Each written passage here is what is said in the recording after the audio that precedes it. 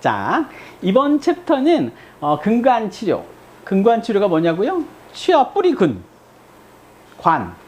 치아의 뿌리의 안을 치료한다는 거죠. 일본에서는 치내 치료, 치아의 안을 치료한다 이런 뜻을 썼어요. 저번 주까지는 우리가 수복, 우식이나 이런 걸 이렇게 덮거나 이렇게 메우거나 이런 걸 했다면 이번에는 치아 뿌리 끝에 있는 신경을 치료하는 거죠. 왜 할까요? 아프니까. 또는 아프지 않더라도 뿌리 끝에 염증이 생기면서 뼈가 녹으니까. 그걸 놔두면 이를 뽑아야 되니까. 그쵸? 예. 그래서 치아를 뽑지 않는 최후의 치료 방법이 바로 근관치료. 영어로 엔도돈틱이라고 하죠. 예.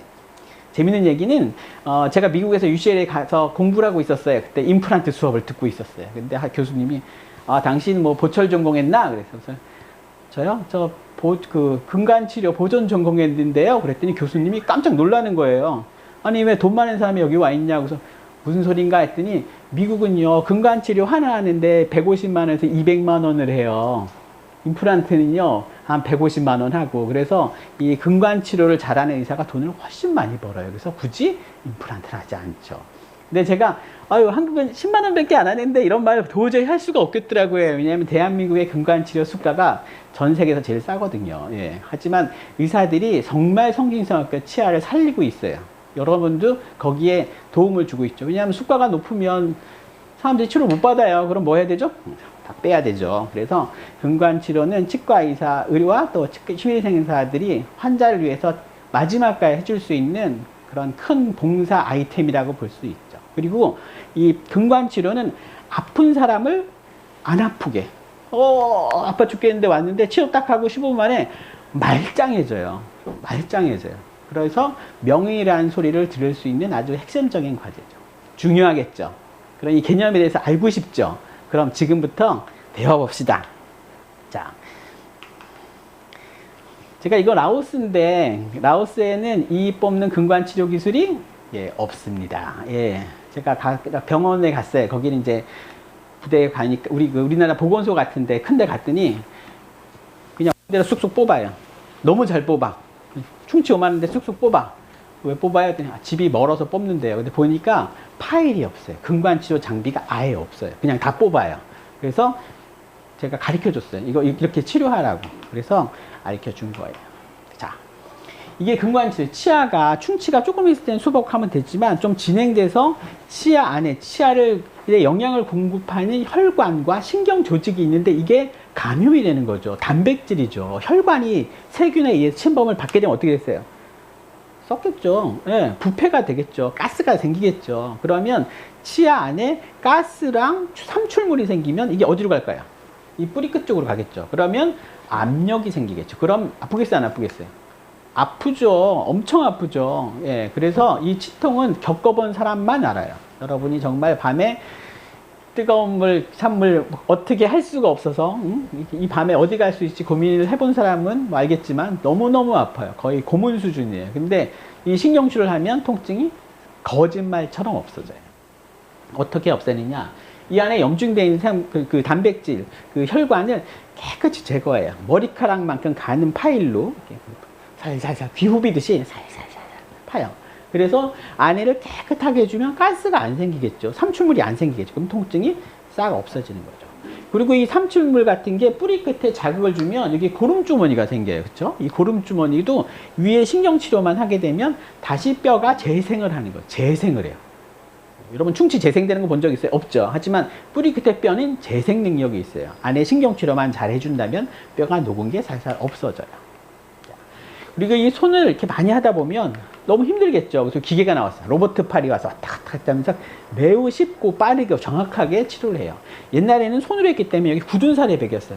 아주 이렇게 움직이니까. 요즘은 장비가 워낙 좋기 때문에 온 자동, 한 방향, 양방향 막 돌아가면서 속도 조절 다 돼요. 그래서 굉장히 발달되고 정밀하고 그래서 치아를 더 많이 살릴 수 있죠.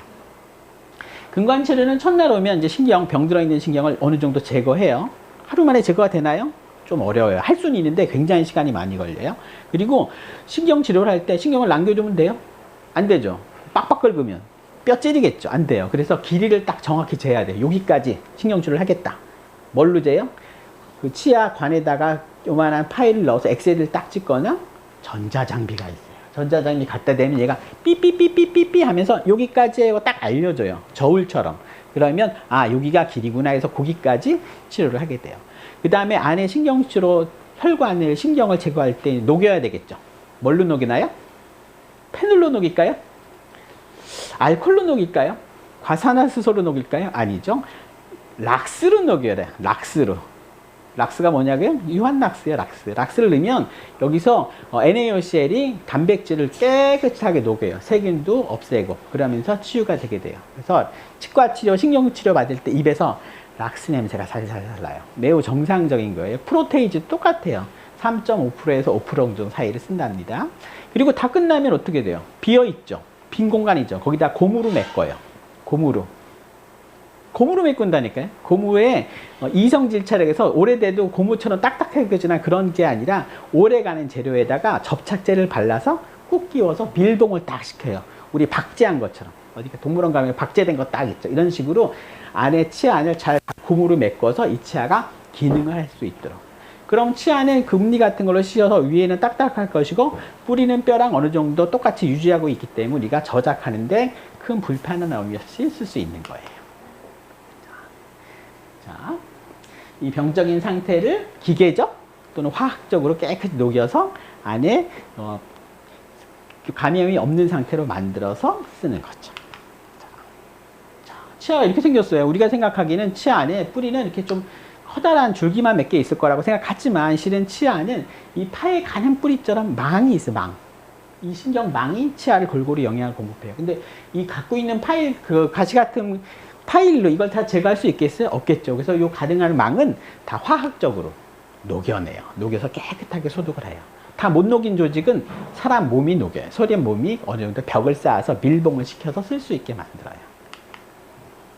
자, 이 사진을 봅시다. 이 뿌리 끝에 까맣게 돼 있는 게 치료한 다음에 없었다는 얘기예요. 예, 우리가 이 뿌리 끝에 밑에 뼈 녹은 데까지 기구를 넣거나 약을 넣지 않아요. 하지만 치아 안에만 깨끗이 소독한다면 주위가 깨끗이 뼈가 차는 거예요.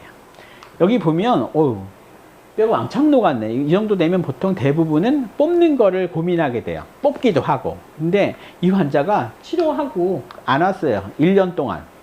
근데 와보니까 뼈가 다 찼어. 예. 이 신경치료하고 이 뼈가 다시 다 재생이 된 거죠. 이렇게 신경치료의 결과는 매우 드라마틱해요. 극적이에요. 잘나서요. 예. 그리고 환자들의 만족도가 어마어마하게 높아요. 그 다음에 근관치료가 뿌리가 없는 사람도 있어요. 뿌리가 만들어지다가 여러분 치수의 작용 중에 성장, 그다음에 보호 이런 기능이 있거든요. 머리만 있잖아요. 올챙이처럼 치아는 올챙이처럼 머리만 있어요. 그리고 치수가 안에 있거든요. 이 치수가 점점점 뿌리를 만들어. 깨구리처럼. 그러면 머리가 뿌리가 되고 쭉 되면 이제 완벽한 올챙이 모양이 되면 그게 치아죠. 근데 만들다가 신경이 죽는 경우가 있어요. 언제? 볼라 있는 치아들. 예. 치외치라 그러죠. 이 치외치는 머리에 뿌리 이미 난 상태야. 자라고 있어. 근데 뚝 부러졌어. 뿌리가 어떻게 될까요? 열려 있는 채로 죽어요. 그럼 이렇게 돼요. 그럼 어떻게 돼? 양리면 줄줄줄 새겠죠. 밑빠진 독처럼, 깨진 독처럼. 그러면 치료가 안 되겠죠. 거기다가 칼슘을 넣으면 놀랍게도 뿌리 끝이 이렇게 모아져요. 그래서 치료를 완료할 수 있는. 이것도 이 근관치료의 아주 매력적인 한 분야죠. 보통 초등학생이나 중학생들을 이렇게 치료하게 돼 있어요. 이 친구가 이런 치료 방법이 개발되지 않았다면 그 나이에 임플란트를 해야 되는 거죠. 근데 이걸 잘 치료하면 아주 멀쩡한 치아로 유지할 수 있어요. 자, 근관치료가 잘 된 모습이 아주 유연하죠. 예뻐요. 예, 근관치료는 아트예요. 그래서 외국에서도 아까 말했듯이 근관치료 이런 데는 굉장히 훌륭한 기술을 갖고 있고 또 대우를 받고 있고 그런 전문 분야예요. 자, 이제 신경치료를 하는 건데 동영상이 치아를 파고 있어요. 자, 치아 이제 안에 신경이 감염이 있다고 쳐서 치를 가는 거예요. 치아의 한가운데를 뚫을까요? 아니죠. 잘 보시면 치아의 뿌리가 큰 쪽을 뚫어요. 아랫니는 이 뒤쪽에 비스듬히 경사를 뚫어야 신경이 딱 나와요. 한가운데 있으면 가운데를 뚫어 먹을 수가 있어요. 윗니는 입 천장 쪽을 구멍을 내요. 그래서 가장 큰 뿌리에 제일 찾기 쉬운 근관을 찾아서 신경을 제거하게 돼 있어요. 자, 보면 이렇게 치아 안이 이렇게 동그랗게 비어 있죠. 항아리처럼. 예. 그걸 더 후비면 이렇게 머리카락마다 가는 구멍이 관이 있어요. 근관이라 그래요. 치아 군관. 그거를 이렇게 가는 걸로 20mm, 저게 0.02mm짜리거든요. 그걸로 살살살살 돌려서 신경을 빼내고, 지금 락스를 넣어놓고 있죠? 락스를 넣어놔서 검은 뿌글뿌글 나고 있죠? 이 안에 이 화학적인 것으로 치수에 병든 조직이나 가스 같은 거를 다 제거하게 돼요. 그래서 치아를 안쪽을 완전 멸균을 시켜야 돼요. 완전 멸균. 대강하면 안 돼요. 재발돼요. 완전 멸균을 시키고 하면 잘 쓰고 있는 거죠. 이렇겠죠? 이건 지금 기계로 깨끗하게 하는 거예요. 로봇 팔 같이 생겨서 왔다 갔다.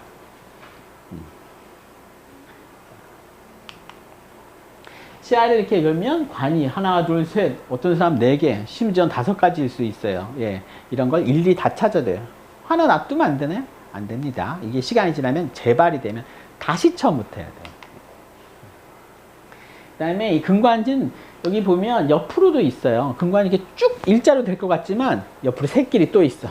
거기를 치료를 안 하면 옆에서 또 염증이 생겨요. 그래서 신경 치료할 때는 깨끗이 완전히 부근관까지, 측방관까지 다 꽉꽉 메꿔줘야 돼요. 이런 근광 치료는 이제 방금처럼 이렇게 파일을 넣어서 치료하는 방법도 있지만 외과적인 걸 병행하기도 해요. 외과적인 거요? 여러분 알고 외과 수술은 뭘까요? 양악 수술? 아니면 발치? 뭐 치주 수술? 이 근광 치료도 이 뿌리 끝을 잘라내는 수술을 같이 병행해요. 그러면 이 치아가 신경치료 끝이 만약에 어떻게 접근이 안 된다, 뭐 기둥이 있다 그럴 때는 뿌리를 잘라서라도 나머지 치아를 뽑지 않고 유지시켜요. 이런 것들이 이제 외과적 근관치료예요.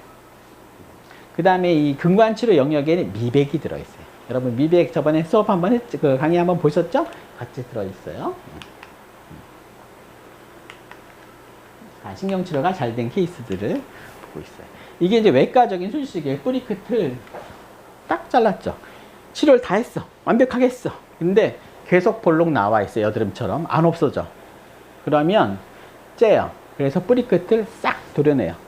그래서 그쪽을 잘 잘라서 그 관은 또 꽉꽉꽉 메워요. 그러면 나서요. 성균균 매주 좋아요. 여기 보면 검게 녹아있던 부위가 완전히 없어졌어요. 완전히. 염증 조직 이만한. 이거는 뭐 콩보다 더 큰 이만한 게 다 싹 다 없어지는. 이 근관치료야 드르마카인 거죠. 그 다음에 이 치아가 하얘졌죠. 이게 미백한 거예요. 씌우지도 않았어요. 이걸 만약에 씌우려면 이 공간을 메꾸다 보면 이 광택이 아무리 예쁘게 만들어도 거의 똑같지 않거든요. 근데 얘는 뭐 신경치료하고 미백을 살짝 하면 쓱 원래대로 밝아지는 거죠. 이 분야예요. 그럼 치아가 이제 부러졌어요. 부러져서 다시 붙였어요. 그냥 붙였어. 접착제로. 그래서 잘 쓰고 있어요. 네, 8년 썼어요. 8년. 네. 이 치아가 이제 부러졌죠. 딱 봐도 애죠. 애. 초등학교 4학년, 4학년. 이 치아 이렇게 부서지면 발치해야 되거든요. 그러면 초등학교 4학년한테 이제 임플란트를 해야 되는 거죠. 여러분 하고 싶으세요? 네, 여러분 자녀가 초등학교 4학년에 입 뽑고 임플란트 하는 걸 권해주고 싶나요? 어떻게든 살려야겠죠. 신경치료를 하고 이 치아 지금 부러진 치아를 붙여가지고 교정용으로 당겼어요. 그래서 여기다 기둥을 넣어서 이를 만들었어요. 그래서 이 친구는 이를 끼웠죠. 예. 이름 플란트를 안 하고 이를 어떻게든 살리는 거죠. 아주 사명감을 갖고 이를 살리는 거죠. 뭐 없죠. 근데 노력하면 할 수 있어요. 요즘 현대 기술이 보통이 아니에요. 보통이 아니에요.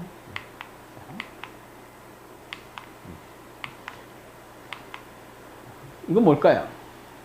이런 환자가 왔어.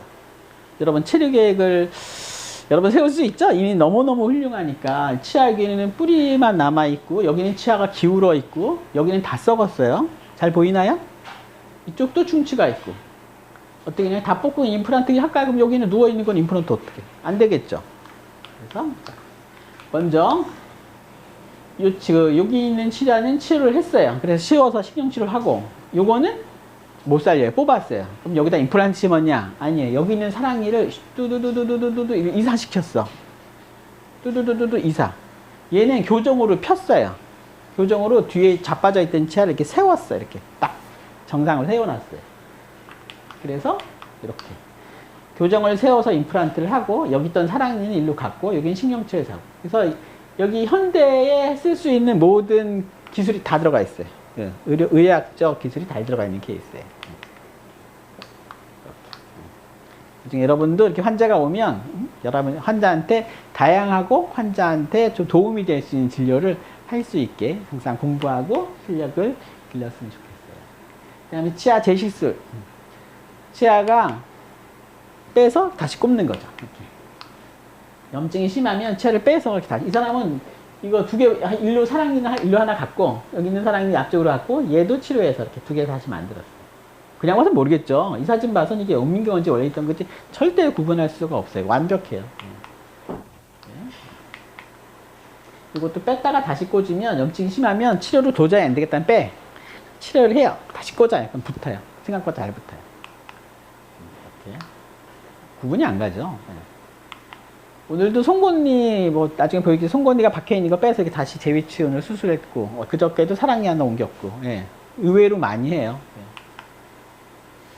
이건 의도적 재식술인데, 이거 예전에 동영상 하나 올라간 적 있을 거예요. 치료 전, 치료 후인데, 빼서 치료해서 다시 꽂아서 지금 10년째 잘 쓰고 있어요. 다 이게 근관 치료랑 근관 그 외과적 근관 수복에 대한 지금 예액을 지금 알려드리고 있는 거예요. 그 다음에 여기는 상악 구치부에 여기 염증이 있어서 빼서 다시 꽂았어요. 이렇게. 뿌리 끝에 뭔가 점이 생겼죠? 예, 빼서 치료하고 꽂았기 때문에 엑스레이에 보이는 거예요. 여기가 지금 이렇게 동그랗게 뼈가 녹아 있는 거거든요. 그걸 치료해서 다시 꽂은 케이스예요.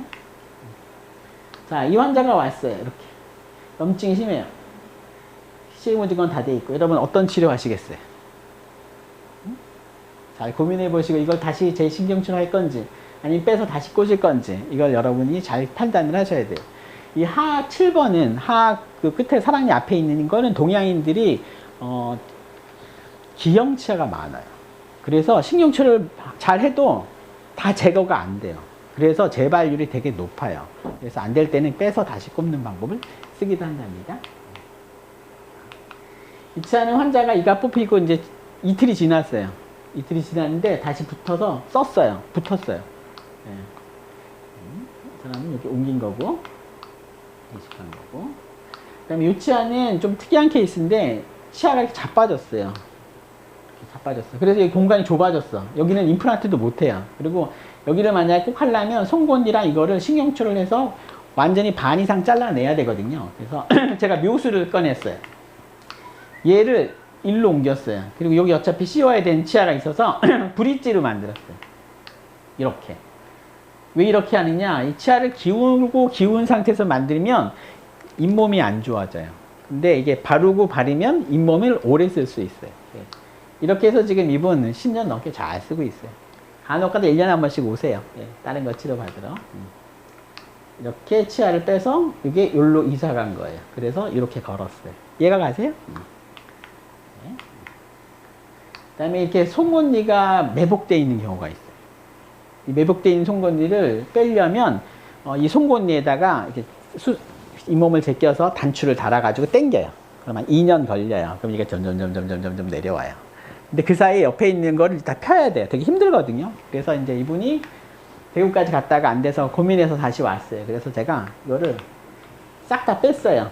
그랬더니 조그만 치아들, 그 내복치 같은 게 한 10개 나왔어요. 그런 치아들, 조그만 치아들 뭉쳐있는 거 있잖아요. 그거 뽑고, 이렇게 생겨있던 치아를 빼서 여기다 다시 꽂았어요. 다 빼고, 다시 꽂았어요.